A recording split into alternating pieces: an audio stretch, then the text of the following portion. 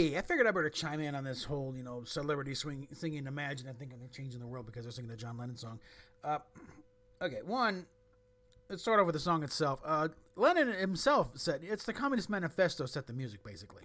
Okay, he was a big Maoist at the time, so. But he also reckoned a few years earlier in Revolution, if you go carrying around pictures of Chairman Mao, you ain't gonna make it with anyone, and so he even knew it. Nobody's gonna go for this if you sit right in the face. Hey, so but put it in a catchy little song. It sounds like love and peace and everything else. Yeah, everyone, little old grannies, and voting for Nixon. They're still singing Imagine, not knowing a clue what it's about. But no, it was pure communism. Okay, ideally, and it kind of makes you think. On a personal level, yeah, there's some stuff there. But as government policy, no, it's the worst thing in the world because you're basically having to enforce stuff at the point of a gun, and that's where tyranny steps in. But putting that aside, there's some indications are that later in his life, like in the last couple of years, Lennon had turned very conservative. Maybe helped by when he made his appearance on Monday Night Football. Ronald Reagan was also there. And I forget if he was getting ready to run for president or actually started to run, but he and Lennon sat down and were watching the game, and Reagan was explaining the game to Lennon, explaining American football to John Lennon. So John apparently became a bit of a fan of the Kipper. And there's a guy, as a personal assistant. Let me get the thing here. Guy by the name of Fred Seaman. S-E-A-M-A-N. So get your moons out of the gutter. But he, and he was a personal assistant to Johnny Yoko. He got some credibility problems as far as because he got caught. Let's see what they say. He'd been stealing personal belongings, diaries after he'd been killed. Sentenced 5 years probation. They say, some people say it weakens his credibility. Well, nobody said he's wrong, though. So, yeah. Basically, he said, because this guy says that, Lennon had kind of soured on Jimmy Carter, which is easy to do. That was not a fun time.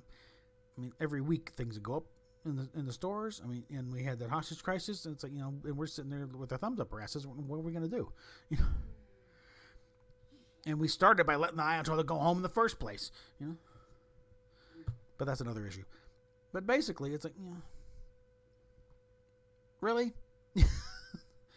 What have you guys actually accomplished? You all, got on a video and sang an old song from the early 70s from your, again, admitted, so you're quarantined. Yeah, you're quarantined in $5 million mansions with, plenty of food and supplies, and what toilet paper you don't have, you can get from somewhere because you can pay. But meanwhile, schmucks like me, I mean, nothing much has changed as far as our front goes. Like we're on the street before, on the street now, but at least we're in a slightly better position. But also, the stores are still very bereft of toilet paper. Thankfully, we're in a hotel, so we don't. We just got the housekeeping, and we get some toilet paper, but. And Walmart is rationing them, but we're still surrounded by morons out here in the ground. So it's like they really didn't accomplish a damn thing, okay, except showing off how badly how well or how badly they can sing a John Lennon song from 1971. So, but anyway, I'm working on the travelogue video and. Hope to have it up in the next hour or so. PayPal, Patreon. And also prior rant coming up on the VA because, short version is basically after being told, I'm eligible to be evaluated for it. Well, I was evaluated and apparently came up about, 4 points short. But in order to get down, they need, score about 8 points on the Q&A session. I got 4. And it won't tell me how I could possibly up that score or what I lack. I'm kind of back to the impression of I'm not messed up enough. If I had done some hard drugs and drunk a bunch and beat the crap out of Steph, or maybe we knocked her up and have the 3 or 4 bratty kids, that would probably get us in the house. But the fact that we actually halfway responsible, didn't become drug addicts, didn't get a bunch of kids we can't afford.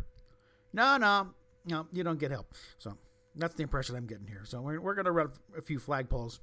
See who salutes, starting with our congressman, and then get the both senators, and what the hell, send an email to the president and the head of the VA, and See if we can get somebody, to at least give me an honest answer here.